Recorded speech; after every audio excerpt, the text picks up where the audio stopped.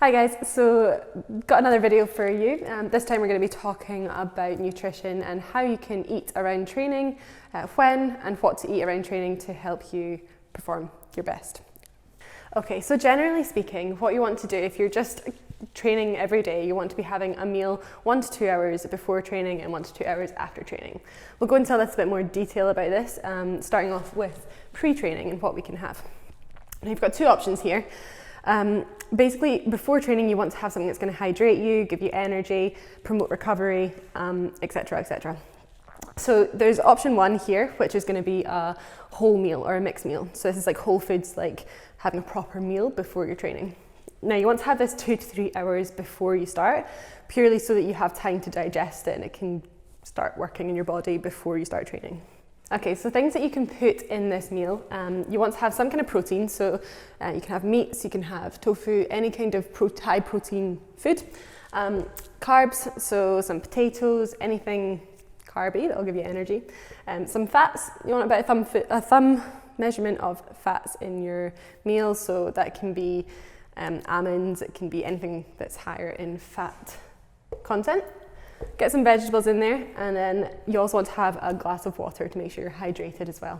Okay, so then option two would be if you wanted to eat up to an hour before your training. So this is 0 to 1 hour. This would be in a liquid form, so a smoothie or a shake. Now the reason we would do this is so that your body has time to absorb it as well, because it takes a lot longer than an hour to absorb whole foods. So options of things that you can put in a smoothie or shake to optimize your training. Get a protein powder in there, get some form of carbs, so usually a bit of fruit, some vegetables, so spinach is a great one to put in there, some fats, so you can get these from seeds or nuts, and then a low carb liquid, so a low calorie liquid. So that can be like almond milk or water or something like that, nothing too high in fats. Okay, so then that takes us to what you can eat during training. Now, if you're just going through your kind of daily average training session, that's going to last under 2 hours. You don't need to think about this too much. You basically are just wanting to stay hydrated, so make sure you've got water and you're drinking plenty of water as you're exercising. Okay, so you can change that up a little bit if you are training in a hot climate or if you're training again in under 8 hours. If this is the case, you kind of want to include some electrolytes in that water, so you can change it up for a sports drink. So if your training lasts longer than 2 hours, you want to be having some kind of protein, some kind of carbs, and some electrolytes while you're training. So you can get these in a liquid form, so a shake or something. You can get them in gels, or you can have a little bit of food. It's kind of just whatever you prefer. Depending on how much, if you're training and it's just like a training session, it's not for a competition or anything, you want to be having about 15 grams of protein per hour of your training and 30 to 40 grams of carbs. So this is going to help promote recovery, and it's going to help you keep the energy going for the full duration of your training session. If you are competing, so in your competition or something where this is the kind of end point for what you've been working towards, you want to reduce the protein down a little bit. So have about 5 grams of protein and then 45 to 60 grams of carbohydrates. Now this is so that it ups your performance and gives you more energy, as we don't need to worry about recovering quite so much because this is kind of the end point of your training.